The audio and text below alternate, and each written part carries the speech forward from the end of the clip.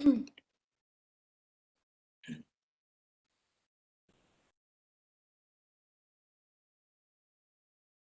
Professor Bindu ji. Good afternoon. Professor Ravindra Nagendraji, good afternoon. Hello, everyone. And welcome back to the third session on the core concept of true nature of mind, emptiness, ontological reality, and the effects of their meditation on the psychology and physiology of the individuals. So before we start our session, I would like to request to kindly keep your videos on and put your microphone on mute to avoid the interruption. And we will have a question answer session at the end of the session. Thank you. And I would like to give a mic over to Professor Bindu ji. Thank you, Professor. Good afternoon. Greetings from Bangalore. And we are into the third. Good afternoon, Geshe. Good afternoon, all participants. We are into the third session of this 4 days virtual course on the core concepts of true nature of mind and emptiness. And I would like to thank Geshe for giving this wonderful opportunity for us to understand about the various aspects of the mind, especially the subtler existence of the mind. And also, you have gone very deeper to teach us about emptiness meditation, and why this is so important, that as a process that help us to refine our mind. And also, you have given us, total emphasis on these aspects with various examples to know more about to give us the input that nothing exists objectively in the mind. So this has gone into our mind, and I'm sure that all of us would have started putting it to practice in our daily life. It is so important, and with the context of our daily life, it is. Geshe, thank you so much for this, for giving us this rich learning experience on the subtler aspects of mind. And we all look forward to know more about the nature of the mind and how that is related to emptiness meditation. We are looking forward to listen to you today. Over to Geshe. Thank you so much. Thank you, Dr. Bindu, Dr. Ravindra Nagendraji, and Tinstumla, Tinsitanla, Kumatla, and all who are here. So basically, we're talking about the nature of the mind, and then the emptiness of the mind, and the meditation on these two, how they impact our, say, the physiology. And on that basis, how our stress, anxiety, depression will be put under control.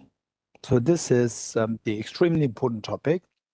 And given that now Dr. Binduji and her team are they interested to do a research on meditation, on the meditation on emptiness, so which is something going to be breakthrough in this area, for the reason that thus far most of the research is there on the the mindfulness, compassion, and self-awareness, whereas this is going to be very different. And only when one realizes the power of the understanding of this wisdom of emptiness, then one will realize the significance of this research to be something very special. So with this in mind, last time what we did was we were talking about the 4 essentials. So after giving all these examples, how something can possibly exist by the power of your mind, like a dream. The dream exists only by the power of your dreaming mind. In the absence of the dreaming mind, the contents of the dream, which fluctuates, the contents of the dream which fluctuate us in the dream, which give so much of emotion within our dream, These all happen because of the sleep. In the absence of sleep, this dream contents cannot happen. So likewise, in the absence of mind, nothing really exists as the objective reality. Then the point is that it should not be followed by through blind faith. Instead, it should be understood rationally.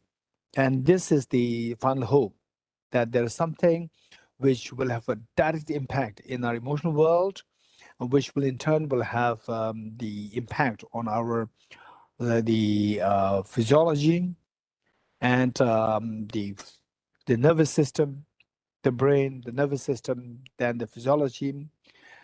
This is how it works, because of which that this is something which we can't expect to invoke these experiences through blind faith. So in other words, the wisdom of emptiness does not have role for any blind faith.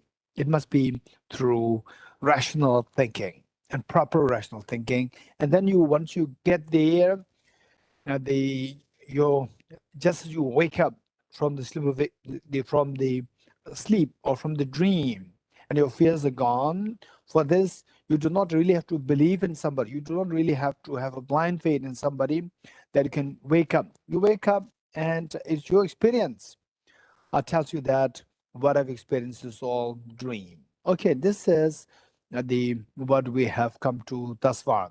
The question is that how can we rationally understand this? That nothing really objectively there, nothing really objectively exists, but things exist only by the power of the mind. So meanwhile, I like to reiterate and remind the participants that the two lines, the two questions, in order to get a good understanding of the emptiness. Oftentimes, people understand emptiness to mean nothingness, or in other words, nihilism. Whereas emptiness is not nihilism, it is the middle way. For this, we really delved into it in great detail the last two sessions. So now, I'm thinking of recapitulating what we did before in the form of two questions, which we already did earlier. The first question is, do things exist? Answer is, if your answer is no, then you fall into nihilism. Self exists, the experimenter exists, the subject exists, the experiment exists, the COVID exists, now the Omicron, COVID. Now this is coming, all these exist. We cannot deny the existence. They exist. Only if you say, yes, they exist, everything exists, including the self, then you are entitled to go for the second question. Second question is, do they exist objectively or subjectively? Answer should be, they exist subjectively, they are empty of objective existence. Only when you say yes to the first question, yes, things exist, and to the second question, you say, no, nothing exists objectively. This is only at that point, you turn towards the real understanding of emptiness. Otherwise, it will turn one into nihilism. This is the warning that we need to keep in mind to make sure that all our efforts do not go in vain. Having said this, then what we said is, how do we know that things don't exist objectively? They're like dream. How do we know that? For this, last time we talked about the four essentials. And the four essentials, and we already identified what the four essentials are. And screen sharing, just for your the reminder of what we did earlier. The four essentials. The first one is the essential of identifying the object of negation. So when we say nothing exists objectively, things do exist, but they don't exist objectively. We are making a distinction between what exists and what does not exist objectively. For example, the self.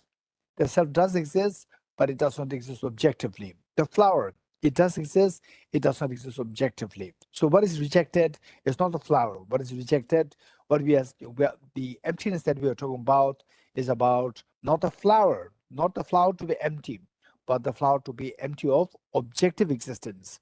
This is what we are learning. So the question is to say that the flower doesn't exist objectively. The flower does exist. A flower does exist, but it does not exist objectively. We're making distinction between these two. So making the distinction between these two, when we say the self is not rejected, objectively existent self is rejected, the question is, what does it mean by objective existence? So last time we we're talking about when you say that we negate objective existence, we negate something to be existing objectively.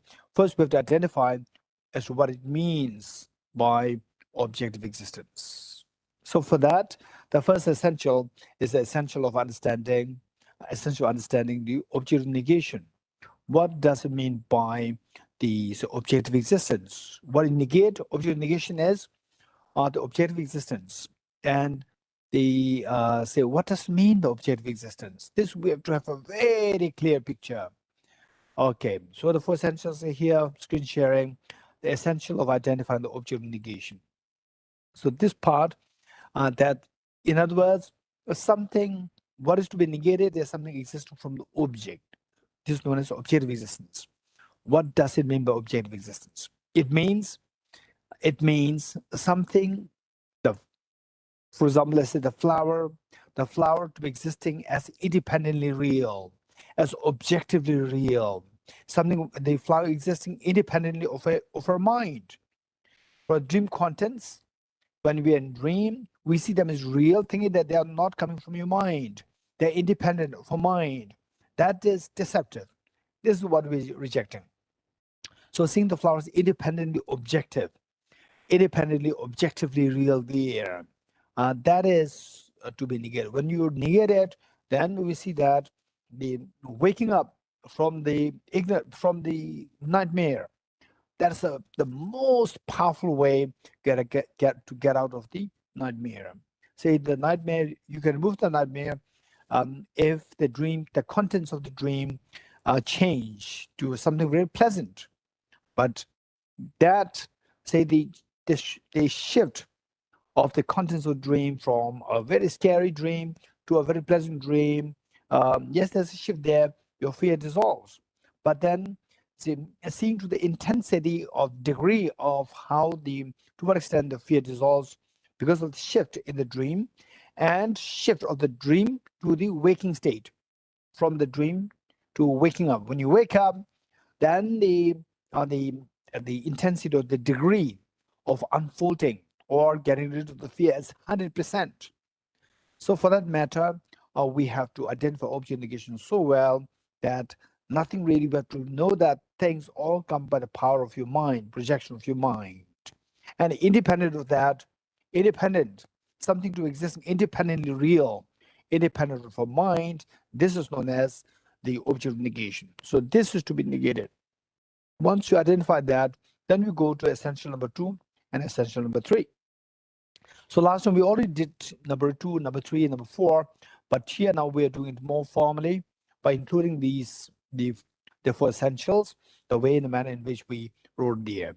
Okay, so for this, as I have been very emphatic since last time, that the participants, we all should be actively involved here. And your mind must be actively involved here. Say the people who are listening to this through the life, or through through YouTube, through whatever the medium, you must be mentally active there, taking part in this. You know, taking part in this.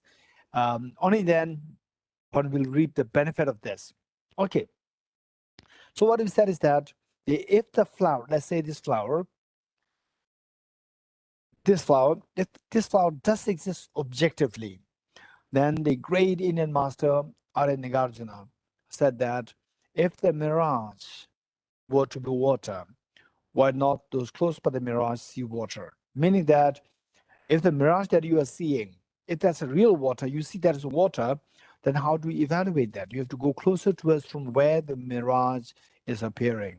And as you go closer, If you see that the place where you earlier saw the water, it was just totally dry, you conclude that the earlier what you saw, that water was deceptive. It was a mirage. In other words, the water that you earlier saw was non-existent. It was empty. So likewise, if the flower does exist objectively as a objectively existent flower, then by they say you have to go closer to the object. Go closer to the object, and going closer to the object, then we'll see if the flower does exist, we see that the flower exists objectively. If the flower does not exist through this, let's say by analyzing, by going closer to this object, then we conclude that flower, which I earlier saw as flower, was deceptive. It was not objectively real. This is how we can draw a conclusion. For that matter, what we do is that we go closer to the object. And how do we go closer to the object? Is the flower. Our naked eyes is so gross that it does not have the capacity to go too close to the object. So better than our eyes is electron microscope. By using electron microscope, you can really go deep into the object. By going through the electron microscope, what we see is that there are various phases. First, we see the flower, which you earlier saw as a beautiful flower with the texture, color combination, so forth. As you go closer towards the object, what happens is that what earlier you saw as very smooth texture, the color, beautiful color combination, instead you start to see some cracks rather than the smoothness there, some cracks. And you further fine-tuning the electron microscope, you see that these cracks are the partition between the cells, cell membranes. And then you go further, you see inside the nucleus, cytoplasm, cell membrane. Within the nucleus, you see that the chromosomes are there. And then through further fine-tuning the electron microscope, you see the DNA molecules, and then finally the atoms. Okay, the cell, the molecules, then the atoms. Okay, let's say that with the help of the electron microscope, you go too close to the object, and we end up seeing pool of atoms. Okay, let's stay there. Let's stay there. Now under this situation, then we go to point number 2 and point number 3. Essential number 2 and essential number 3. So what we found is just a pool of atoms, and none of the atom is beautiful. None of the atom is the undesirable. None of the atom is desirable. It's just very neutral. So purely neutral. And so there, now the question is that we should not forget objective negation. Objective existence of a flower, which means a flower existing independently of a mind from the object. Now we have come too close to the object to see if the flower still exists there objectively. Coming there, we end up seeing the pool of atoms. Okay, now 2 questions are there. If the flower still exists objectively, then the mind which goes closer towards the object, the mind which goes closer towards the object, the mind which investigates the flower, by going close to the object, that you're able to find it. And this mind which goes closer towards the object is known as objective analysis. And whereas the mind which sees the flower from distance without going closer to the object from distance, this is known as conventional analysis. So why the second mind is known as conventional analysis is this how we conventionally accept the flower. So conventionally we accept the person, the house, COVID-19 and so forth. And what is COVID-19? What is the COVID virus? COVID virus is just some DNA molecules wrapped in some fatty tissues. That's it. And the fatty tissues, they are not the membrane. Fatty tissue membrane, that is not the COVID virus. And inside the DNA molecules, they are also not COVID, the COVID virus. Combined together, then our mind imputes the COVID virus there. So likewise, say how we see the flower, the person, your computer, and so forth, is this mind is known as the conventional analysis. This is how conventionally we accept the flower and so forth. We don't say which of the atoms is the flower. or the conventional sense. So that analysis, looking at the flower from distance without going deep into the object, is known as conventional analysis. And then the mind which goes deeper into the object to see whether the flower exists, that is known as ultimate analysis. In other words, our mind, broadly speaking, our mind decides whether it's a flower or not flower, and sometimes we mistakenly say somebody has less COVID, but then with the test we see the person as negative, COVID negative, and the COVID is deceptive. In actuality, the person has COVID, but then you see it as the test shows it as negative, which is deceptive. So the point is that our mind in general, be it valid mind or invalid mind, it doesn't matter. The mind in general, a mind in general is divided into two: conventional analysis and the ultimate analysis. The mind which analyzes the object by going closer towards the object is known as ultimate analysis. And the mind which assesses the object from distance, how we conventionally accept, these minds are known as conventional analysis. So in other words, the same object can be seen by these two different minds at two different times. Or at the same time, we can employ two different minds of two different people. For example, let's say that the same flower, if I look at, if I don't have the electron microscope, I don't have the sophisticated microscope. So I look at this flower through ordinary mind. This is known as conventional analysis. Whereas from NIMHANS, I don't know if NIMHANS you have the electron microscope. If you do have, then let's say that you look at this same object through electron microscope, you see just a pool of atoms. And both of us were looking at the same object. I look at it through conventional analysis, and you look at it through electron microscope.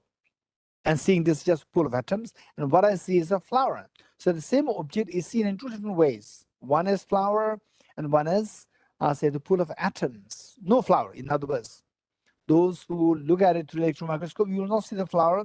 If you ask, where's the flower? You say that there's no flower. It's just a bunch of atoms. Flower is empty. Whereas people using the conventional analysis, when they look at this flower, they say, oh, there's a flower there. This is a conventional analysis. So the flower exists in the eyes of the conventional analysis, and the flower is empty in the eyes of the ultimate analysis.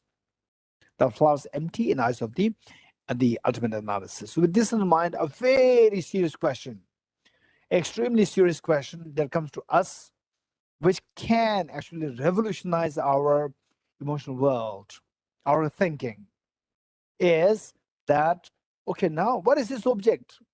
What is this object? If you ask the ordinary people like us, they will say this is a flower. If you ask the people who are looking at the electron microscope, you ask them, they see the bunch of atoms, or on the no flower, bunch of atoms, or flower is empty, bunch of atoms.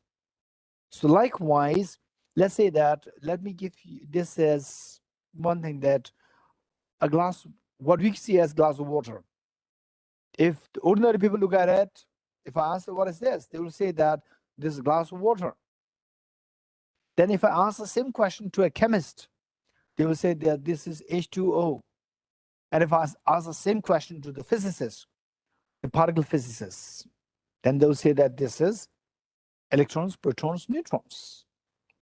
And if I ask which of the three answers is correct, is water, H2O, or a bunch of electrons, protons, neutrons, then most likely all of us will say that all three are correct. But how they appear is very different. To one person, it appears as something which flows, which can moist, which make things wet. And the second person, it's just a combination of three atoms together, two hydrogen, one oxygen. And the third person, it's just a bunch of electrons, protons, neutrons hanging in the air. This is what we see. It's very different perceptions. So let's say that if I ask you which of the three answers is correct, you will say that all three are correct. Likewise, this flower. Ordinary people look at it through naked eyes like me, this flower. Those people who look at it through electron microscope, you see this as no flower, it's empty, flower is empty. In the eyes of the ultimate analysis, the flower is empty. You just see a bunch of atoms. So which of the two answers are correct? I say this flower, and those people who use the electron microscope will say that there's no flower. It's empty. It's just full of atoms. There's no flower, which is the correct answer. And any person, any sensible person will say that both are correct.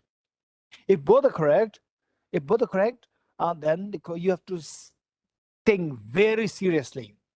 When you see this as a flower, there's a feel of appealing feeling coming to you. When you see this as a pool of atoms, appealing feeling dissolves. So this perception determines our emotional world, depression, stress, anxiety, happiness. All these things are determined by this cognitive thought process of the object to be flower or object to be empty of flower. So that is a tremendous role to play in managing our emotions. Now, with this, having said this, from this, what we learned is that how these two different perceptions are seen as correct is that it's just perception. Perception means purely the subject, not the object. So the subject one is ultimate analysis, which sees this as a pool of atoms. Other one's conventional analysis, which sees this as a flower. Now, my next question is to all of us is, if this is your perception, two different perceptions, remove the two different perceptions, remove the ultimate analysis, remove the conventional analysis. My question is, what is this object now? This question. This is a very serious question. What you say is, I see this object as a flower. I cannot say that this is flower because earlier what I saw this as a flower is because I employed the conventional analysis. Now I said that remove the conventional analysis. I'm talking about the object. I'm not talking about the analysis. I'm not talking about the object, subject. Remove this conventional analysis. What is this? I cannot say anything. Whereas those people who use the electron microscope, you see this is a pool of atoms, no flower. What is this? My question. Again, you cannot say this pool of atoms or this is no flower because you are employing ultimate analysis. I said remove the ultimate analysis. If you remove the ultimate analysis, remove the conventional analysis, remove the two minds, we're talking object of negation. The mind, the object existing as independently of the mind. Yeah, now if it exists independent of the mind, remove the two minds. Remove the two analysis, ultimate analysis and conventional analysis. What is this? Okay, then some people may say that this is just atoms. Even the atoms also because of the conventional analysis. Our mind, we see the atoms. Even that, if you go closer, you see that even this atom, what we say is atom, through one perception is actually just electrons, protons, neutrons. Even the atom doesn't make sense. So the point is that what is this object? In other, when I ask this, what is this object? If you remove the two, the analysis, I'm asking, what is this object existing independently of your mind? There's no subject object. So that is what we see as objective negation. Objective existence means an object existing independently of the conventional analysis and the ultimate analysis. Remove these two analyses, and still, if the object exists as something there, that is known as the objective existence. This doesn't make any sense because this object which I'm pointing to exists as a flower is with respect to the conventional analysis. This object which exists as pool of atoms or empty of flower is with respect to the ultimate analysis. So if you remove these two analyses or these two minds, what is this object? This is a very serious question. Very serious question.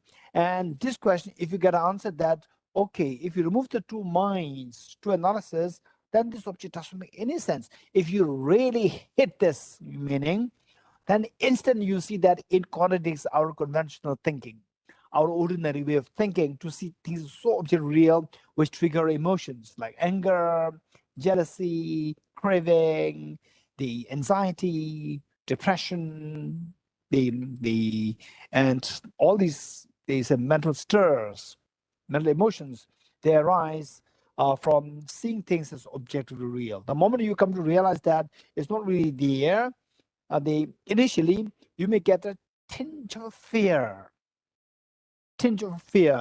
that what I see as a flower, what I see as Dorji, what I see as my mom, my dad, and so forth, it simply dissolves. There's a touch of fear coming to, if it does happen that there's a fear coming to you, you are extremely fortunate.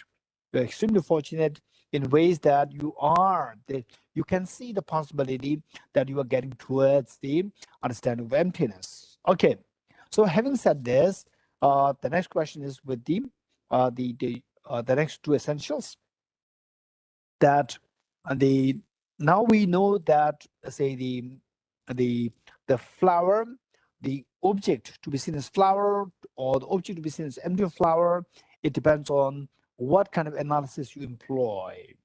Now we're employing the ultimate analysis with this analysis to see if things exist as objectively or not. You have to employ the mind which analyzes, which goes towards the object.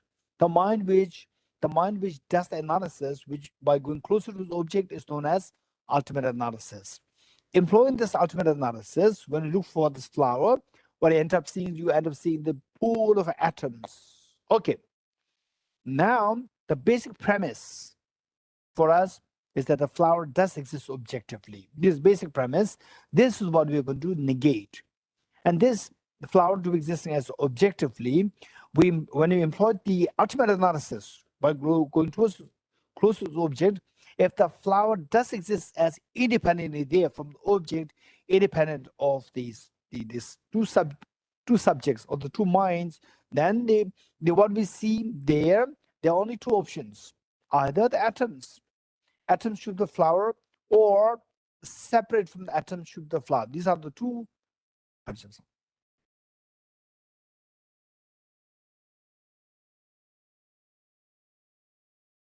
Okay, these are the two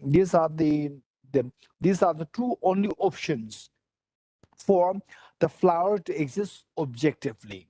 So which of the two options is correct if the flower does exist objectively? So one, it says, the first one is the second one, essential number two, is essential understanding the emptiness of the objects being one with its parts. In reality, these atoms are the parts of the flower. And now with this ultimate analysis, you don't see the flower, you only see the atoms and the parts of the flower. That if through this ultimate analysis, if the flower does exist as independent real from the object, then from the object what we see is just the parts. So the parts should be identified as the flower with respect to the ultimate analysis. With respect to ultimate analysis, the parts cannot be identified as flower because the flower is very pretty. It gives you appealing feeling, but the atoms, these parts, they do not give you the appealing feeling. So the parts are for sure. With respect to the ultimate analysis, these parts are not the flower. When you are aware of this, so yes, now I've come too close to this object, and in the object, what I found is just the pool of atoms, and these atoms, the parts, are not the flower. If you're aware of this, if you are 100% sure of this, this is where you understand the second essential, and the essential of understanding the emptiness of the objects being one with its parts, meaning the flower is not one with the parts. The parts are not the flower. The parts are empty of being the flower. Emptiness of the objects being one with its parts, meaning the parts, the atoms are not the flower. With respect to the ultimate analysis, not in general sense, atoms are not flower. In general sense, this can potentially take us into nihilism. Whereas with respect to ultimate analysis, the atoms are not a flower. If you come to know this, if you're 100% sure of this, by actually going there, mentally going to the object to see the pool of atoms, and you conclude that these atoms are not flower, with respect to the ultimate analysis, you have understood this second essential. The essential of understanding the emptiness of the objects being one with its parts. Okay, now, with again the same premise, that the flower exists as independently, objectively there. Now, when you conclude that the atoms is not a flower, and if the flower exists objectively, then the flower should exist as differently from the atoms, differently from the parts. Now what you do is that you remove the parts. Remove the parts to see if there's a flower existing independently there from the object, but different from the parts. Remove the atoms, what happens? Remove the atoms, what happens? Answer is that there's nothing left to be identified as a flower. So there's nothing to be identified as a flower, nothing meaning empty. There is that the flower's empty to be empty flower the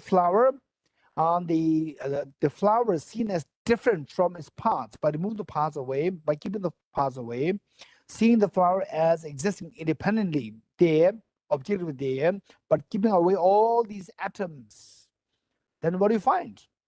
There's no flower, it's empty. In other words, the flower is seen as empty.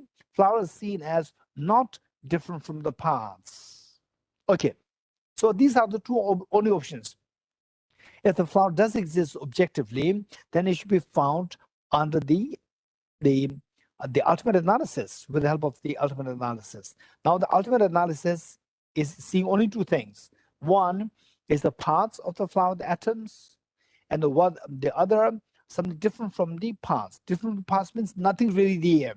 Taking away all the parts, nothing is there. If you are confident, if you're convinced that keeping away the parts, nothing is there existing as the flower there, this is where you understand the third essential of understanding the emptiness of objects being different from its parts. That the flower to be identified is different from the parts. Keeping away the parts, then the flower is not to be identified. It is empty. This is number two. Okay, now number three. Now number four. Number four, as I said earlier, given that there are only two options, either either if the flower doesn't, there are only two options for a flower to exist objectively. There are only two options, either by going closer to the object, what we found, the atoms, the pool of atoms, these atoms should be the flower. Second option is keeping the atoms apart, keeping the atoms away from keeping the atoms away. What is left there? Something different from the atoms.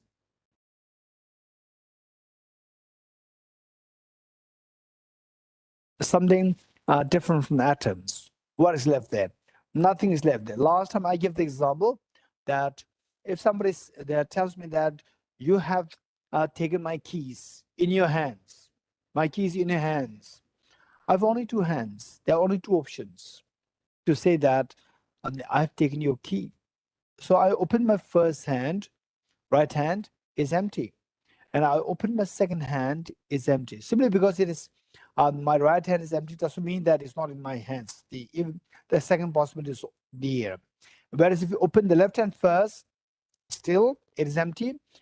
Still there's a possibility that it can still be there in my hands. So only when I open both hands, right hand is empty, left hand is empty, both hand, the one hand and the right hand empty, left hand empty, then the conclusion is that okay, if the right hand is empty, left hand is empty, means it should not be there in his hands. Likewise, if the flower is objectively not one with the parts to be identified as the parts, or to be identified as different from the parts, then the objective existing flower is the nullified, is meaningless. It doesn't make any sense. So the flower existing. Number four. Essential number four is okay. The essential of understanding the pervasion. Pervasion meaning that the entailment. Say, if the key is not in your right hand and left hand, entails that it is not in your hands.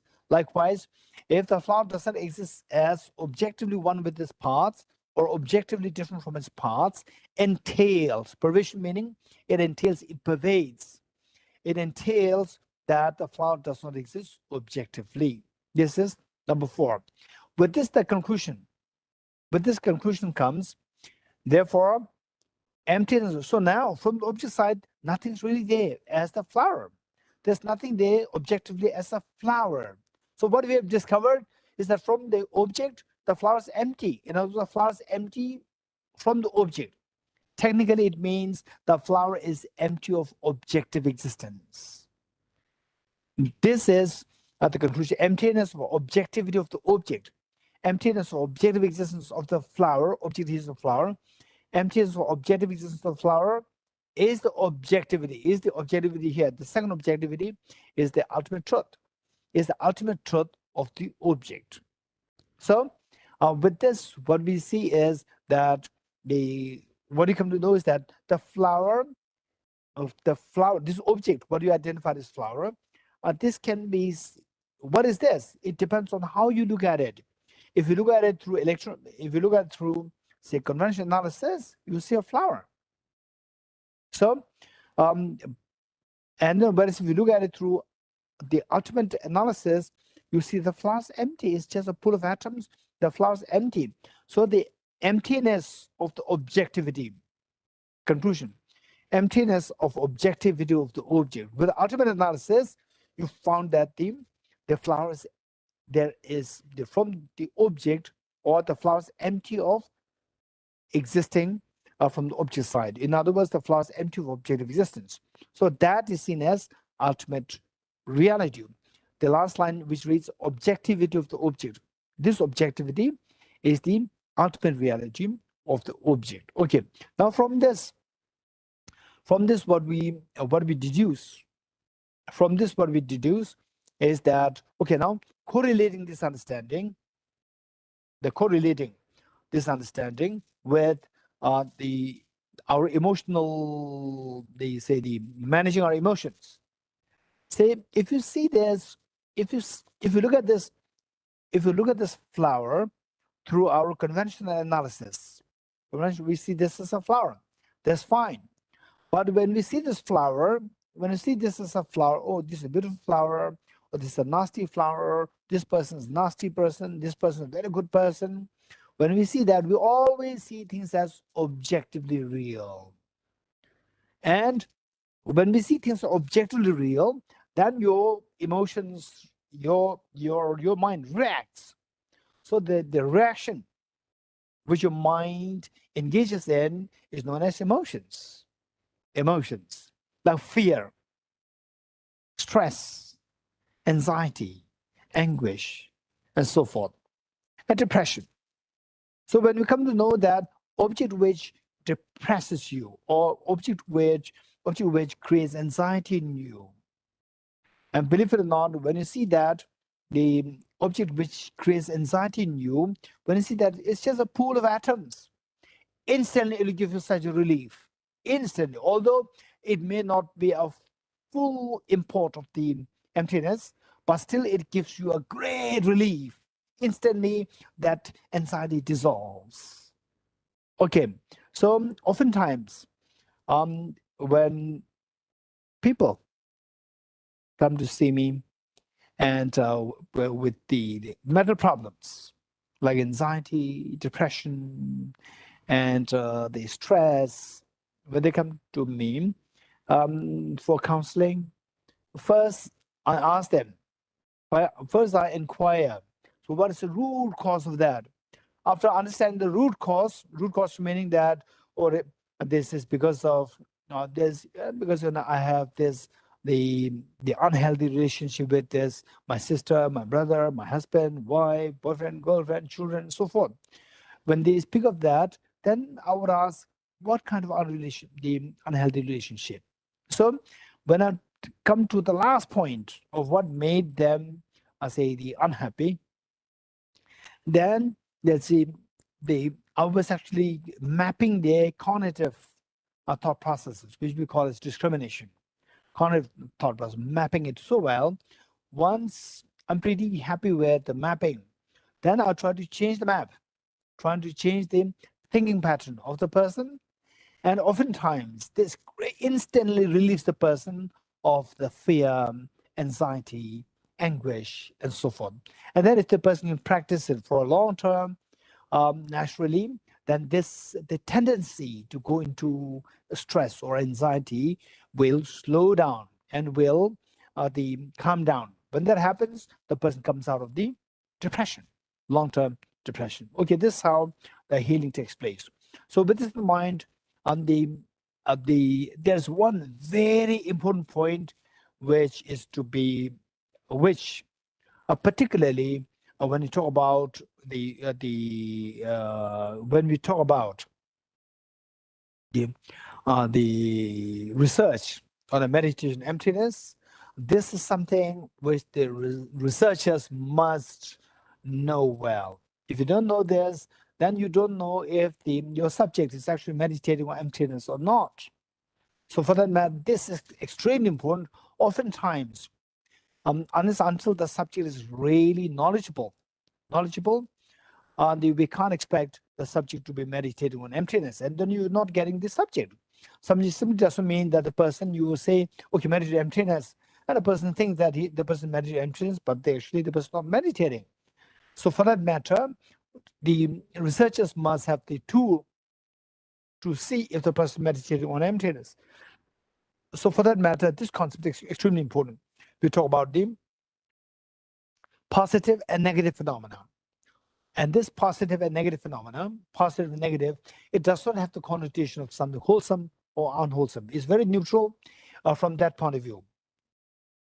The wholesome, unwholesome, it has nothing to do with wholesome, unwholesome. It's about the positive and negative phenomena. What is positive phenomena? What is negative phenomena? This distinction must be, we must have a very thorough knowledge of this distinction. Positive phenomena, negative phenomena. With the negative phenomena, again, there are two: affirming negative, non-affirming negative. And emptiness must be understood as non-affirming negative. It is not a positive phenomenon. It is not affirming negative. It should be understood as non-affirming negative. What does it mean by positive phenomena, negative phenomena? What does it mean by affirming negative, non-affirming negative? This is what we learn. So with this in mind, let's say positive and negative phenomena. Let's say that, okay, the flower. When I ask you, what is this? What is this? We say this flower. So, and then I ask you, I say, first I put the flower there in my hand. Now I remove the flower. I ask you, what is in my hand? You will say it's empty. There's no flower. There's no flower. So when I say, what is this? You said flower. When I say, what is on my left hand? You say nothing. There's no flower. Empty of flower. So these two was the difference. The difference is that this object you identified as flower, there is the object is as though like the object is talking to you. As though like the object is talking to you, saying that I am the flower. It says, object says, I am the flower. It directly comes to your mind. The object which directly comes to your mind, this is known as positive phenomena, like the flower, the person, the mind, COVID-19, the house, and so on. These are all positive phenomena. Again, I'm reminding you, positive, negative does not have anything to do with what is wholesome or unwholesome. It's very wholesome, neutral phenomena. Now, next, what is in my left hand? You will say it's empty. There's no flower. When it's no flower, is there something there to tell you that I am no flower? There's nothing there. So how do you understand this object, that there's no flower? No flower as the object. How do you know this? This is by explicitly negating the flower. So this absence of flower in my hand is, how do you know this? Is by explicit. There's no object there to say that I am the no flower. Instead, you understand the emptiness of the flower or absence of flower in my hand by explicitly negating the presence of the flower. So it's not a direct approach, it's an indirect approach. What you do is you negate the flower, and this is how you indirectly know the absence of the flower.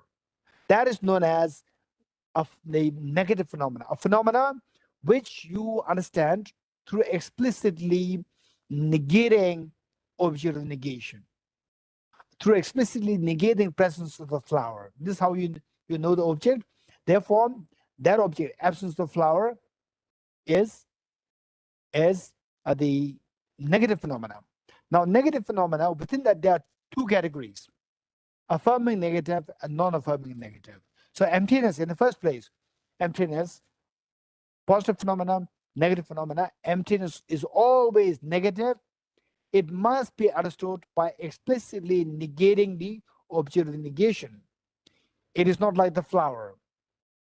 If the flower comes to your mind and you think that you are married to emptiness, you're not married to emptiness. So this is only if we, the researchers, people who do research on this, if you know what concept of affirming and non-affirming negative, or let's say the positive negative phenomenon, and if the subject says, oh, yes, I'm married to emptiness of the flower, now after the flower coming to my mind, you can outrightly say that this is not meditation on the emptiness of flower. This is a positive phenomenon. Emptiness must be a negative phenomenon. Okay. Now within negative, there are two divisions: affirming negative and non-affirming negative.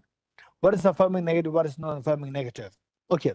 Let me say that if I tell you that say I come to NIMHANS and you are to host me, you are being a good host, and as a good host, you will check on me as what I'll have for breakfast.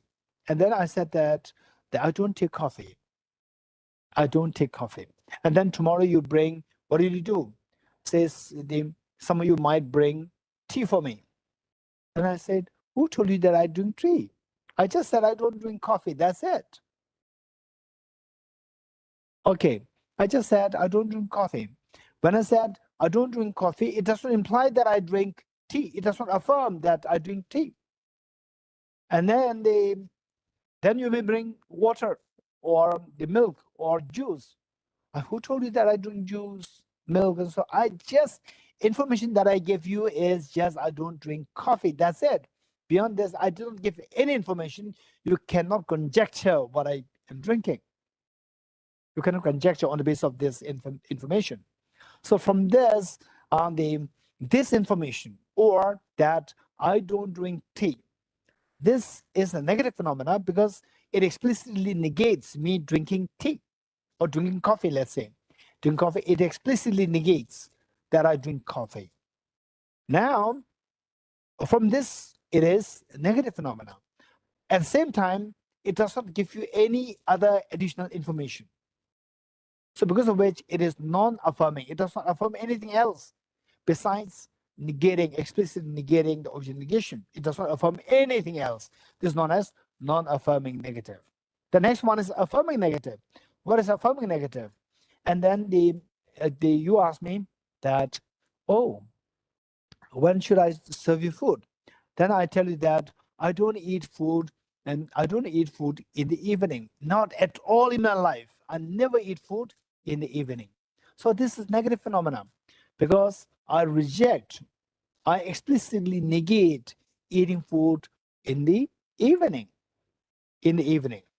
But from this point of view, it is the negative phenomena, but it affirms something else because I'm healthy, which means that I survive on food. And since that I explicitly told you that I don't eat in the evenings, you conjecture or you infer that I eat in the mornings. I eat in the non-evening times. So this is how you conjecture that. So you from the information that I gave you, by explicitly negating myself eating food in the evenings, you then conjectured or you affirmed or you infer that I eat in the in the mornings or in the noon. So this is what this is what is implied. This is known as affirming negative. Now, for information, the emptiness of the two negatives, emptiness belongs to the category of non-affirming negative. It is never affirming negative. Emptiness is always non-affirming. This is a very important information. And in fact, within the Buddhist scholars, among the Buddhist scholars, and not only scholars, but also practitioners who actually practice the meditation for so long, and some of them, because of their inaccurate understanding of emptiness. They think that emptiness is a positive phenomenon, and something that emptiness is a non-affirming negative. Because of this, in a way, they waste their life thinking that they're meditating emptiness to bring about the emotional transformation, but they meditate on a positive phenomenon all the time, and the effect on transforming the mind is not happening. Okay, so this is one point that we need to keep in mind, that emptiness is always negative phenomena, and within that it should be a non-affirming negative. And as researchers, people who do research on the meditation emptiness, you have to make sure that your subject has a correct understanding of emptiness. And then if you come to sense that the subjects, they are meditating on the atoms. Even the atom is also a positive phenomena. Atom is not an evident. On the basis of the atoms, then the absence of the objective flower, that is the emptiness.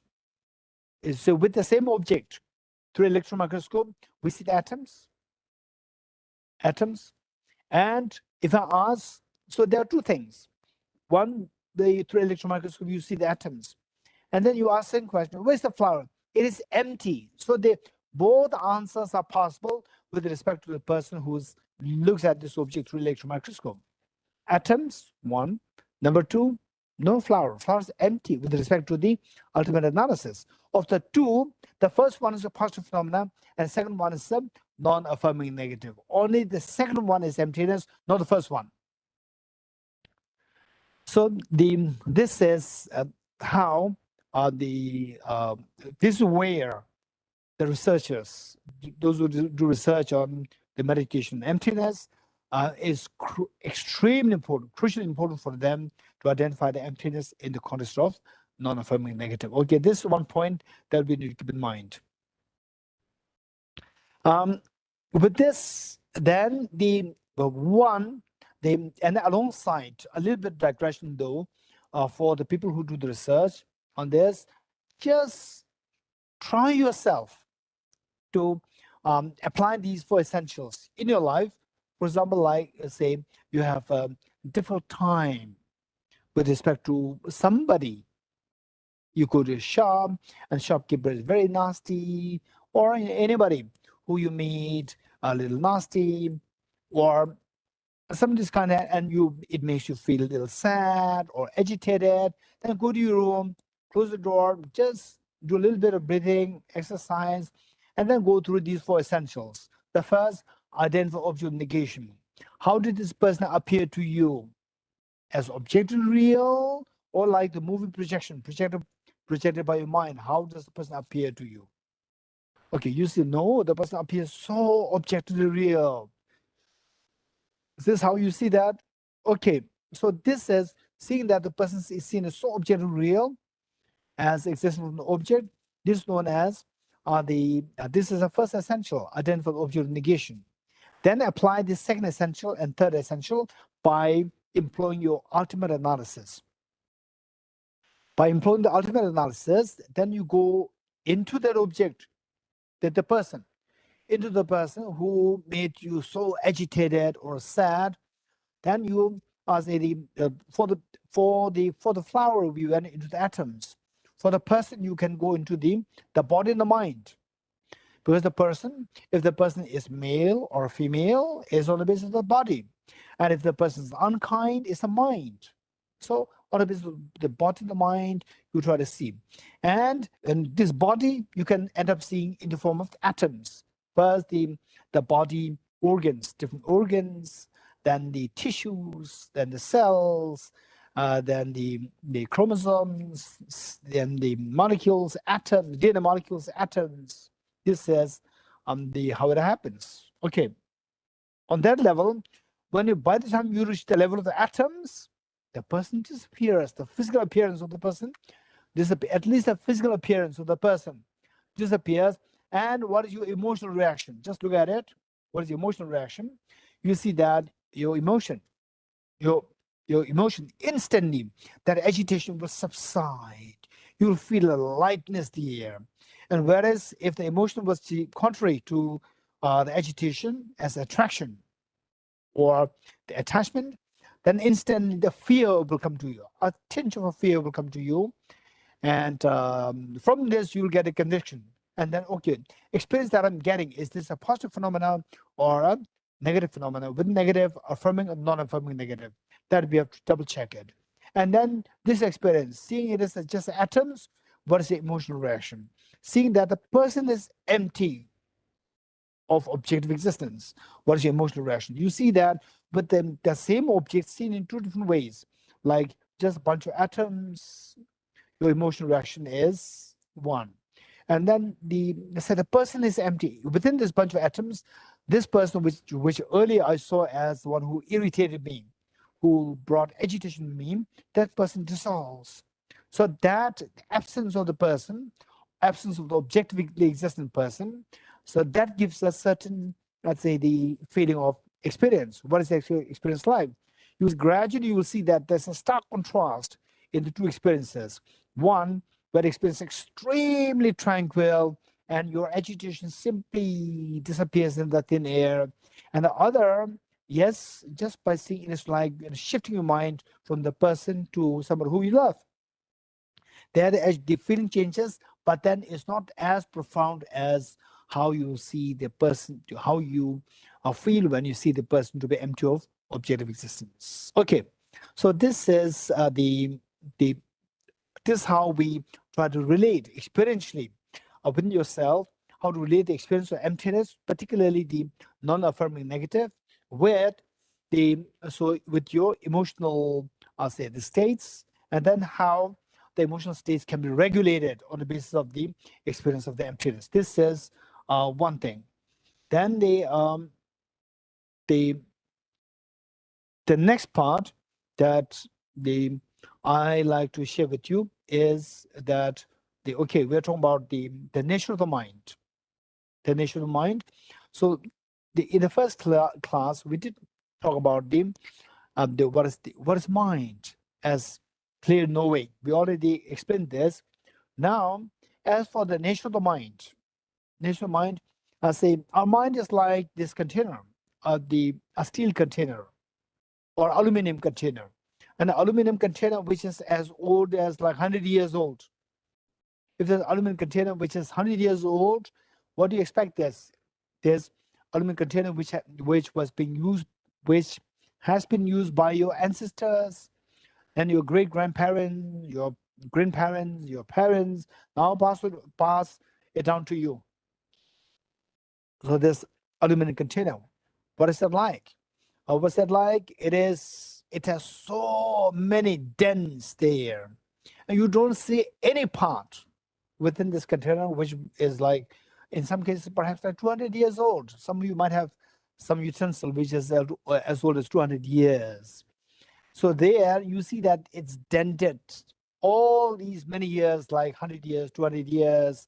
This has been constantly falling, hitting against something, against a spoon, or against another utensil, heading to the floor. So dents are constantly being formed. And some of you can imagine what that is like. It is like what? There's no proper shape there. It's just totally the shapeless. Okay, so this is what our mind is like. What are these dents pertain to our mind? It is like what happens to our mind, feeling of attachment, feeling of anger, fear, anxiety, stress. Every time you encounter with any situation, COVID-19, it hits a dent in your mind. And say somebody who says something very nice, and your mind heals. Again, a nice dent is formed. For example, what is a statue made out of metal? These are all the dents. And what is the old car, full of dents? These are not nice dents. Some are nice dents, some are not nice dents.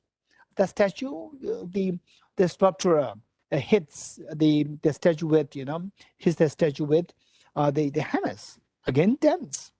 And then the old cars and the old utensils, they hit the floor, again it's dents. Zero. Oh, okay, it's all dents. So we see that dents, there are two kinds. One the nice dents, one the not nice dents, and other the neutral dents. Likewise, our mind is constantly being affected by these dens. From them, you encounter with different objects, some the meaningful, say they encounter some very destructive encounters, some neutral encounters. These dens are created. Now, these dens are indication that these are not your real nature of your mind. These are all artificials. They are just going to be by the external factors. So if you remove all these dens, then the original form of this mind will be manifested. The true nature of mind will be manifested. So how to remove these dens? This next question. How to remove these dens? For example, our anger, this is not your real nature of the mind. This is a dent. It's a reflection of a dent. And say the attachment, again, it's not a natural reaction of the mind. For example, okay, so with this, we see that what's a true nature of mind, where your mind is freed of all these dens. Okay. To give you example more directly to the mind, let's say in the dream, your mind is constantly being affected by, say, the dream ghost or your dream mother or the dream cheesecake and so forth. Cheesecake pulls your mind in the dream, and the dream goes, it pushes your mind with so much fear and so forth. So there, your mind in the dream does not display the true nature of your mind. True nature of mind when you are in a waking state. So when you will experience that, the true nature of mind as in a waking state, wake up. Wake up. Wake up from the ignorance of the sleep, ignorance of the dream. Likewise, to see everything as objectively real. This is all our delusion. This is all our ignorance. How to now come to the original nature of your mind, true nature of your mind. Wake up from the sleep of ignorance seeing things objectively real. You wake up and the mind will go back to its normal state, in its very natural state. Okay, then you will assume the true nature of mind, and you can sustain that experience.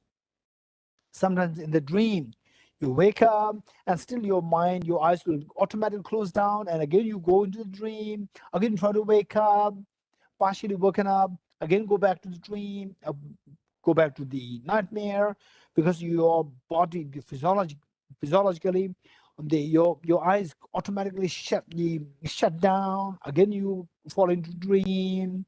Likewise, unless this experience of emptiness is stable, very stable, you can easily just slide down into the ignorance. Again, from there, trying to come out of the ignorance by meditating emptiness.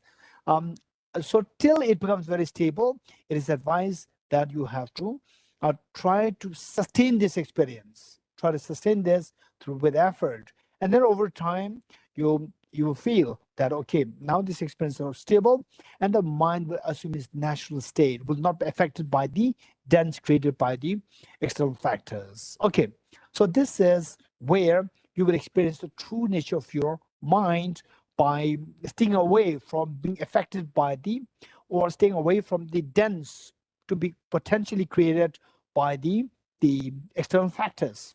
Okay, this one part. Then tomorrow we are going to meditate on the emptiness of the mind. No, let's say emptiness, and then for the emptiness of the mind, it's going to be a little technical tomorrow. But today I'm going to share with you just what is that like to see the emptiness of the mind, and on that basis, how that will have effect in relieving us of our mental problems like stress, anxiety. Now it is the number of the people who fall prey to stress, anxiety, and so forth with mental disorders. This is just exponentially increasing, unfortunately. So if this research can be done well, then that would have many people can be benefited out of this. That many people can be given very simple, say, emptiness meditation, the guidance or tips, and then on that basis they can heal their mental disorders. That will be very helpful. Okay, today's session I'm going to close with the a simple explanation on the emptiness of the mind, what that is like, and how that can have a tremendous impact in managing our emotions, particularly the aggressive emotions like anger and the sadness, depression, and so forth. Okay, let's say that so first let me give you an example that's very important. And after the example, then we have to apply this to the mind, how the mind works. First example that I'd like to share with you is, let's say that that in the summer, very hot summer, let's say that we are preparing for the visit of the prime minister, the minister, let's say the president of the nation, and for that you really have to work so hard, and under the scorching sun, scorching heat, you are working so hard with, I say, like 4 hours. You worked so hard, sweating under the sweltering the heat, and you are so tired, thirsty, hungry, and you tell your boss that will we not have they drink something to drink, and the boss said, yes, of course we'll have it, because it's very urgent, so we have to do things, otherwise we are running short of time. And then you notice that, and then your boss orders drinks, food, and so forth, and then on the corner of your place you saw a big say some kind of like a shed, like a house, and you knock at it, and you can hear some sounds, human sounds from inside, and you knock at it, you ask, are you okay? And the person from the inside, the response came that I'm very unhappy. From inside, the response came, I'm very unhappy. Okay, so then you open the door, and there are 7 people there. There are 7 people there, and then you ask the first person, okay, I'm very sorry, you must be very thirsty. We also felt so thirsty, hungry, and you must also very thirsty, hungry. And the person, no, I'm very happy. Who told you that I'm happy? You ask the second person, third person, everybody give the same response. With this, then you're confused. Okay, am I hallucinating? Is it the schizophrenia? Am I hallucinating? And okay, and the first person said, I just said I, and the second person said am. I didn't say I'm unhappy. I just said am. And third person said on. And the fourth person said hair. Okay, where. And fifth person said re. And sixth person said on. Seventh person said hair. And the last person said p. I didn't say I'm very unhappy. But then they all said one syllable each. And nobody said that I'm unhappy. But you heard somebody said, I'm very unhappy. So with this, then you started to have doubt in yourself. You were really confused. And then you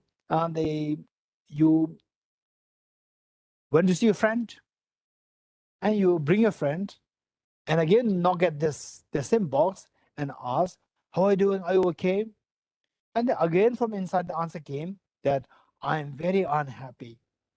So you asked your friend, did you hear this? Somebody said that I'm very unhappy. Your friend said, yes, I heard it. And then both of you entered. Again, you asked us, there are 7 people or 8 people there.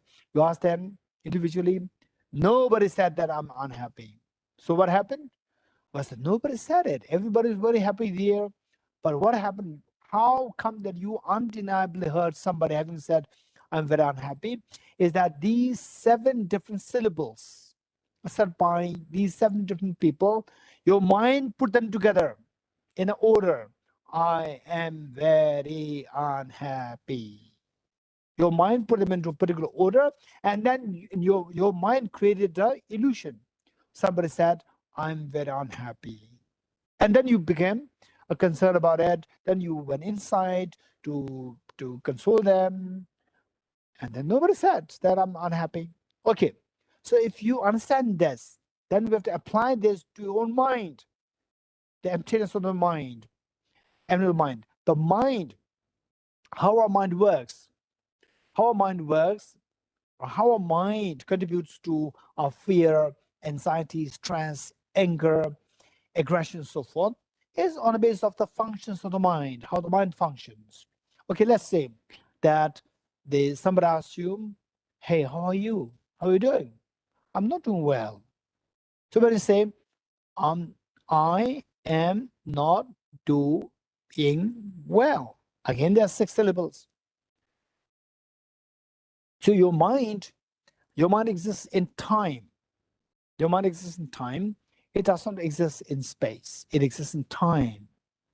Whereas you as a person exist in space and time both. And your mind does not have physical direction, so therefore it does not exist in space. It only exists in time. Time means that it is the sequential. So the first moment of the mind, the second moment of the mind, third moment of the mind. To the second moment of the mind, the remaining moments of mind are yet to come. The first moment of the mind is gone.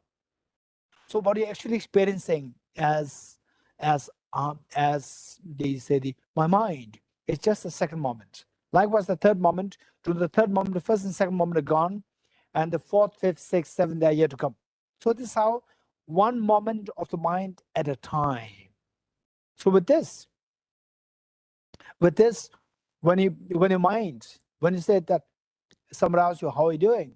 I'm not doing well. I'm not very happy. So there, how many moments are there? I am not very happy. There are 7 moments of the mind. And the first moment of the mind, when it said I, the first moment of the mind, when it said I, the remaining moments of mind are yet to come. They are the future. And because of this, you have no feeling of unhappiness or agitation. Second moment the mind comes, it says am. The first moment is gone. And the remaining moments are yet to come. What do you experience at that moment is just am. That's it. A third moment, not. Okay, let's say I am feeling very unhappy. Let's say I am very unhappy. I say 7. So if you go like this, I am where, when you say where, the first moment are gone, first 2 moments are gone, and the remaining moments are yet to come. Then the next one, re, then on, ha, and the last one said p, and the earlier moments, they all gone. You are not experiencing this. So what you're experiencing at the present moment is just what we call as p. That's it. Okay. So with this, if you reflect on like this, then, but undeniably, I'm feeling unhappy. This is where your mind puts all these 7 moments together,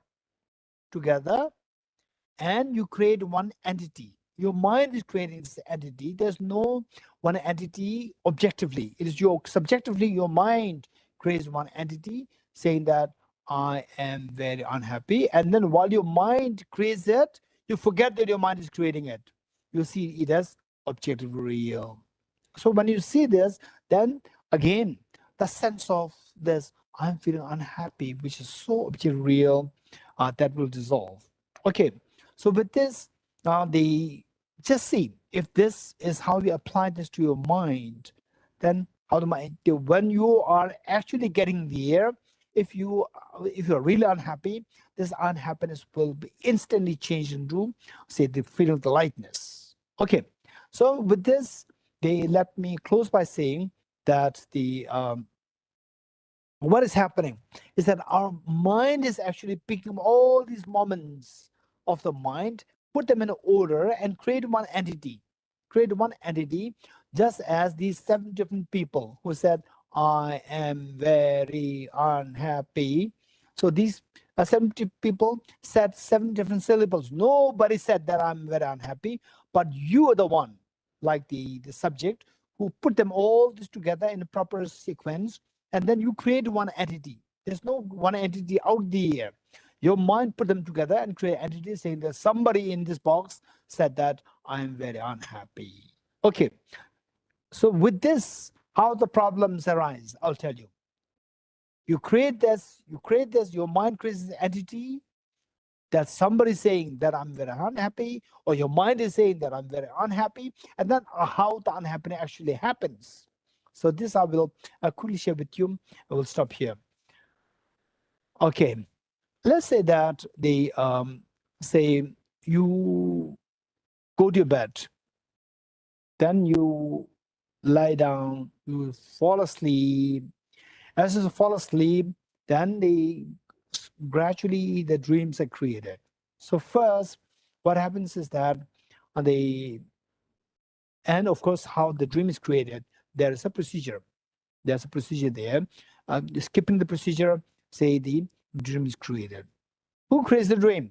Your mind is creating the dream. Your dreaming mind is creating the dream. Let's not forget it. Step one, your mind creates the dream. Step one.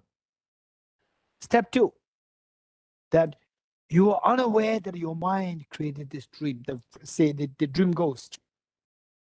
There's no ghost there. It's your mind which creates this dream ghost. Your mind creates it, number one. Number two, you are unaware that your mind is creating it. You are unaware, number two. Because you are unaware that your mind is projecting it, number three, the dream ghost appears as real from the object. Because you are not aware that your mind is projecting it. Subject is projecting it. When you are not aware of this, they are invariably the ghost appears as objectively real, number three. Because it appears objectively real, then number four, you believe it is real. You believe it is real, number four. When you believe it is real, number five, object affects you. The object, they say, chases you. Then the object tries to affect you. Then the next, that you react to it. You run away, or if it's pleasant, you jump to it. If it's unpleasant, you run away. You react. Okay. When you react it, for example, with unpleasant things, when you react, it is against your nature. It is against your nature. You have to invest so much of energy when you react to it. You have to invest energy. And so much of energy consumed in this, you feel tired. You feel tired. And because of this, then there's because you feel tired, still you keep reacting it. So this is when instead you're burnout. You're stressed. And then when this goes for an extended period of time, it is known as depression. When it is very sudden, when a sudden jerk happens, this is anxiety. So anxiety, depression, then the sadness, all these things are the results of these processes. First, you project the dream. Number two, you are unaware that you're projecting it. Number three, that object appears as object real. Then number four, you believe it to be real. Then number five, the object said affects you. Then number six, you react. So with these six steps, then we end up into consumption of your energy, physiological energy, mental energy, and you feel tired. When you feel tired, still you have to run. So the burnout case happens. And then if it is a jerk, sudden jerk, is anxiety. And if otherwise it is the sadness, anguish, and so forth. And if that goes for an extended period of time, you go into depression. So this is how all these mental depression, and sometimes with the jerk, and staying too long into the state, it can give rise to, say, psychosis.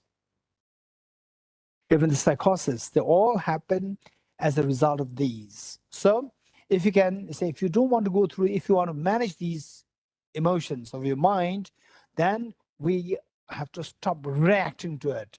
How to stop reacting to it? Let not the object affect you. How not the object affect you is not by believing them to be true. How not to believe them to be object real is by letting them not appear as object real.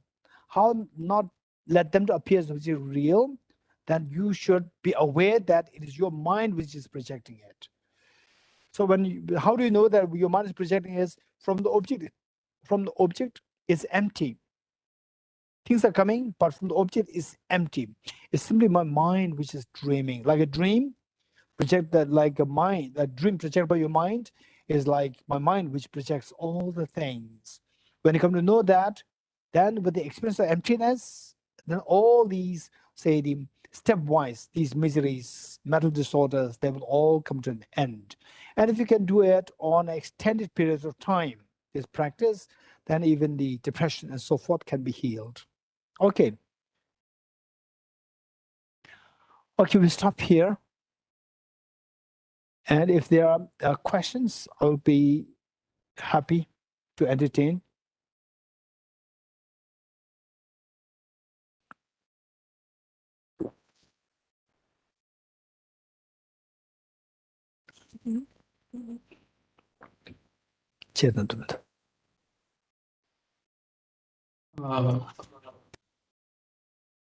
Vishwaji, I have a question. Ravindra. Yes, yes. Yeah. So in the last, what you mentioned about is that these whatever the thoughts that comes or the emotional impression that we have about the external object, it's not the real one. Yes. Now the same principle is also used in the practice of vipassana meditation. So when they sit for the meditation, so instruction is given is okay, the thoughts comes and it goes. So, and you be as a third person perspective and you just observe the thoughts and it is not the real. So do you mean that the vipassana meditation is also one of the process of getting into the emptiness meditation, or the emptiness meditation is different and this process of vipassana is different? Okay. Let's say that these two are very different. These are very different. Whereas the Vipassana meditation, this is very good. At the same time, these two are very different. Let me give an example. Let's say that you're in the dream. In the dream, you don't have to wake up. Still, you can let the thoughts pass by. Thoughts arise. Just keep observing the thoughts. In the dream, you can do that. You don't have to wake up. When you wake up, the effect is so powerful. So this example that I gave you, let's say in the dream, you have a very unpleasant dream, very scary dream. A tiger is jumping on you, and then somebody seeks help of his father or his mother, or let's say his father. And the father, picks you up and then takes you to a picnic spot in the dream. It happens. So the place is shifted from the unpleasant place to the very pleasant place, and you are very happy. So there, you are relieved from the first problem. And the next, again, you can end up with a COVID in the dream. Again, you can end up with an earthquake. It can happen. So there, when the dream continues, they can be pleasant, it can be mixed with a pleasant dream, unpleasant dream, and so forth. Till you wake up, it does help you. But then when you wake up, it is the ultimate solution. It simply drops all the possibilities of your dream affecting you. This is one part. The next one would be in the dream. Say you meet with the Vipassana teacher.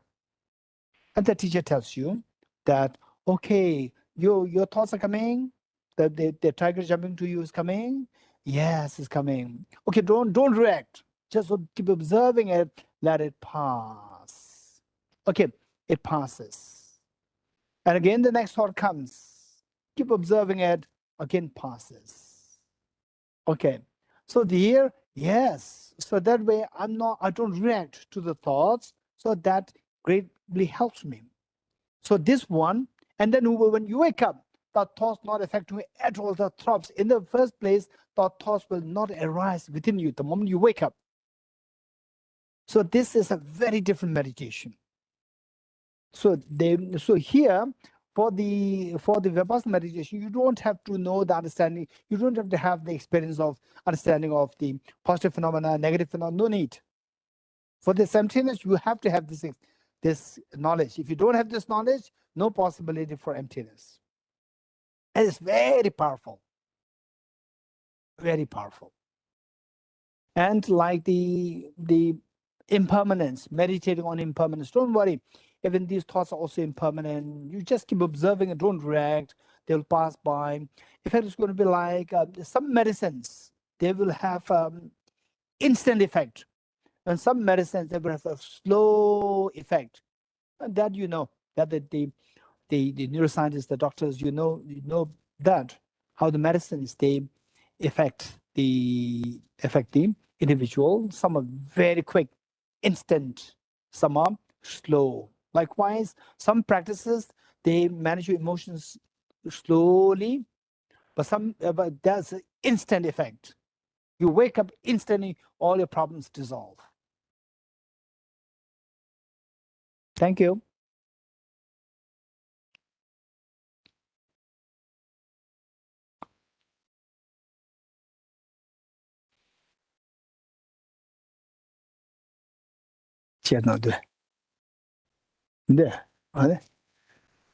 Okay, Binduji, if there's no question, then we'll stop here. I would like to I want you to discuss about this application of this emptiness process. What do you mean? Say it again. Supplication. This yes, application of this process of emptiness meditation in the context of mental disorders. Okay, so basically, this is in a way, I'm very happy that the Dr. Binduji is the pinpointing to this one. Then number two, that Dr. Ravindraji asked this question about so other practices they're similar. This is why I insist that the people who do the research, they must know this practice. This is why. So because when we see that, when we don't really understand this, then we may think that they are like very similar. And then on that basis, your research also is not going to be as rigorous. It's not going to be like a cutting edge research. It's going to be because the people who know about this emptiness very in the monastic universities, they discuss, debate, they meditate on this for years and years. So from their point of view, when the other practices I brought up, they see that there's a stark difference. It doesn't mean that other practices are nothing. They are just very shallow. This is not a connotation. They are very different. But who knows that these two are very different? Researchers must know that. For that matter, this course is very important for the researchers. Yes. Okay. So and this is why I think it was I don't know whether I mentioned this in earlier class. What is important is that the basic structure we can give. For example, like the doctors, they give the medicines. And the individuals, the patients, after taking the medicines for 3 days, 4 days, 5 days, then if something goes wrong, you have to report to the doctor because individuals, they differ from one to the other. And these medicines, they are very generic. They're not meant for the individual customized medicine. No, these are very generic medicines. So after taking the medicines, the doctor has to also keep the patient under observation. Number one, how the medicine reacts. Likewise, the doctor can give a very generic medicines. Likewise, emptiness, the practice. Okay, I give a very generic information, and then the individuals, the researchers, they have to take interest in this if you really want to make this research a cutting edge research, that anybody anybody who they say the brilliant, the neuroscientists across the world, they say that, okay, you are doing this research, and what confidence do we have that this different? Then you should be in a position to explain this with your own experience. Otherwise, then it will become as though like they are similar. So the point is that, in other words, what I can say is that these basic meditation and the basic points like affirming, non-affirming, negative, positive, negative phenomena, and then how with examples, how the other practices and this meditation emptiness, how they differ. It doesn't mean that I'm not saying that emptiness meditation is supreme. This is the final, everything is nonsense. This is not my connotation. The point is that they have, each one of them, they have their own benefits. And wisdom emptiness is very different. I won't go to extreme saying this is the best. I would say this is very different and requires a tremendous, very rigorous studies and reflection. And of course, accordingly, you'll feel the difference. And for that matter, the researchers, they have to do a little bit of further studies in the Bengaluru universities. For example, here in Tibet House, now the master's course, the people, they spend like, thus far, it's like fifth year doing these courses somehow related to the emptiness all the time. And even if we may not be able to invest this much of time, but still, we keep expanding our knowledge, and then meditate yourself and to see the emotional transformation taking place within yourself. This is very possible. Okay, good. Geshe, I have one more question. Yes. So you explained about the principles of emptiness from the perspective of reducing or negating the negative emotions from the analytical perspective.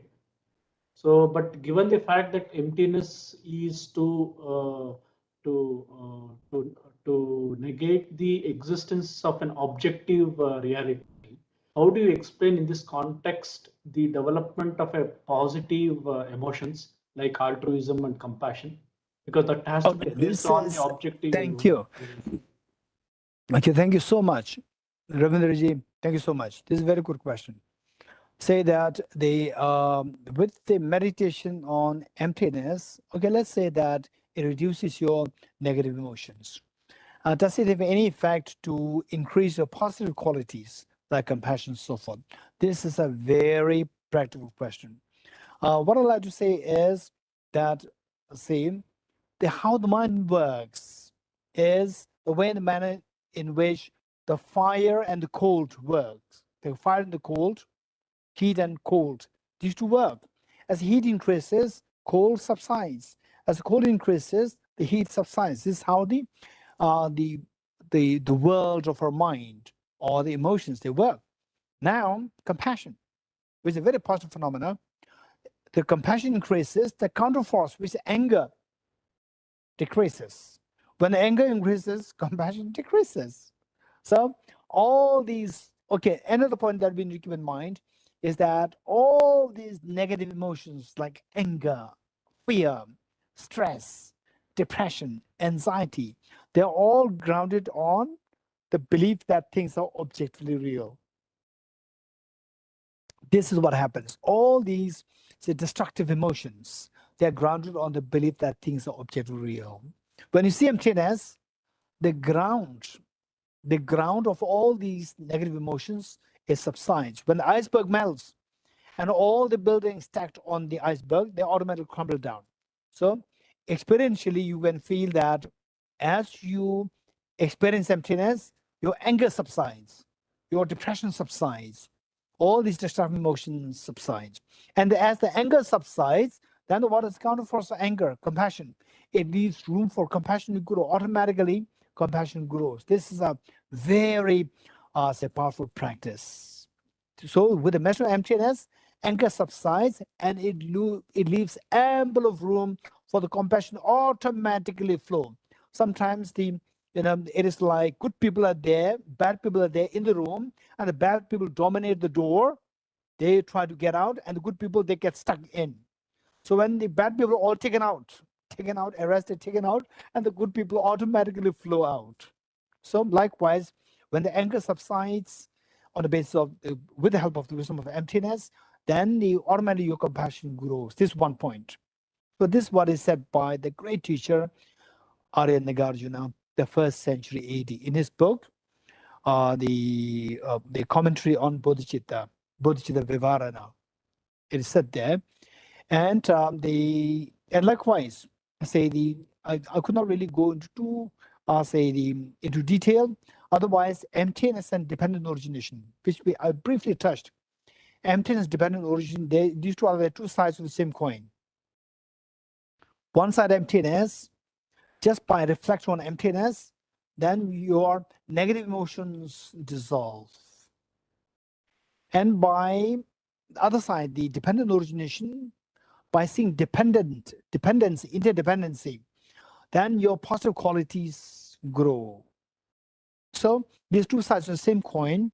By seeing emptiness, primarily your negative emotions dissolve, while the positive also grow, but primarily negative emotions dissolve. By seeing dependent origination, primarily the positive qualities and compassion so forth grow, while diminishing the negative emotions. So this is how it works. Yeah, this is a very important question from the practical side. Thank you, Dr. Ravindraji.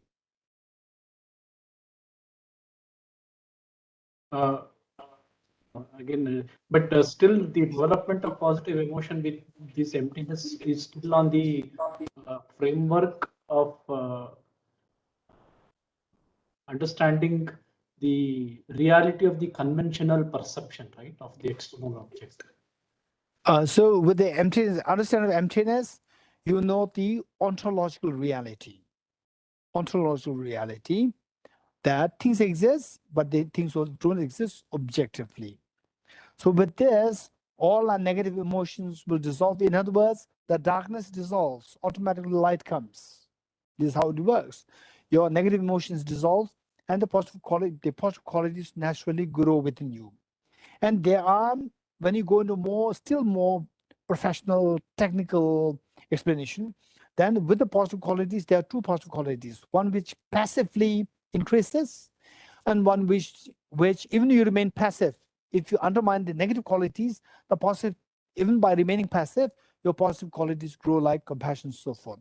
Now, with compassion, again, there are various degrees which we discussed earlier, and some cannot arise automatically by remaining passive. No anger, compassion grows. This is one.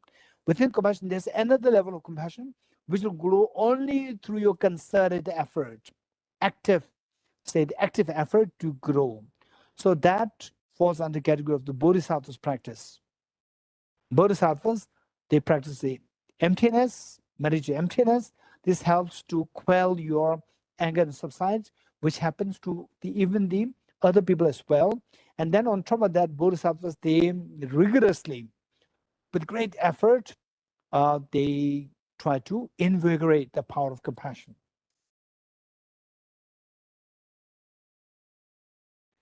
Okay, Dr. Binduji. I mean, this is a very basic question I wanted to ask you. Is there any order of practicing meditation? Like, is there any order of practicing, various meditation? Like, for example, when we have gone through some of the papers, we have some misconception that we start with mindfulness meditation, then go into various different types of meditation, like loving kindness, then meditation. Okay. Like that? Okay, Dr. Binduji, what you said is again very important point. Whether or not there is any sequence, a very standard sequence by which to do these various meditations. There's one great teacher, 14th century great teacher, Lama Tsongkhapa. So you read his book, then he indicated that, yes, even if you pick up the random practices, like emptiness separately, then the compassion separately, then the shamatha, single point meditation separately, you do it, and then you can have some experience. on its own. Not necessarily that you have to have everything together, but if like say the somebody wants to have the crash course, say okay, I want to have say the crash course on neuroscience, then I come to Dr. Binduji, Dr. Ravindraji, I come to you, and then you give us, then I bring my friends, like 20 people with me, and then you give a crash course for 2 days, 2 days workshop. But this is not a degree to get enrolled in the NIMHANS. This is just a crash course. So crash course versus a proper degree to be for your enrollment in the NIMHANS is very different. Likewise, it depends on the individual. What for? What do you want? What for you want to do this meditation? For research purpose or for your immediate, say, the stress to calm down? Or I want to help my patients with a mental disorder in NIMHANS. So I would help them for that matter. First, I want to experiment on myself. Or you say, oh, I really want to make a good use of my life where I must do everything so properly that I will eventually reach to a level where all my agitation subsides completely. Not only that, I become a researcher, but I become the perfect subject on whom somebody can do research. If this is your goal, then you have to do it very systematically. Whereas just for research purpose or for your own, just inquiry, and then you can just pick up the emptiness meditation separately, Vipassana meditation separately, compassion meditation separately. You can do anything, whichever you like to do it. That's fine. That is more like a crash course, or there's more like say the 1 week workshop. Whereas if you really want to take it seriously, that I must make a great meaning, if there's a greater meaning, which I will be convinced of through rationality, then in that case, it is like somebody saying that I want to join NIMHANS as the research scholar. Then you have to do everything very systematically, say first BSc, MSc, then the Masters in PhD, the PhD in neuroscience, all these things you have to have. Okay, so whereas for other purposes, you can do them separately. It's not necessary. Yeah.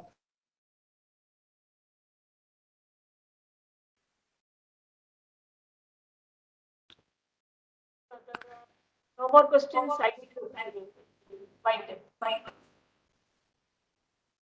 Do it.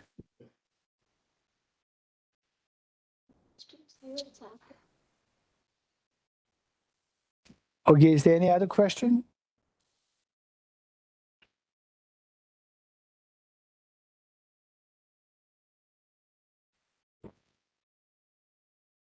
Okay, if not, Dr. Binduji will wind up here. Yeah. Okay, thank you, Dr. Binduji and Gulshanji and Dr. Ravindraji. Okay, and all of you, all the participants. Thanks to everyone. So much. Look forward to meet you on day after tomorrow.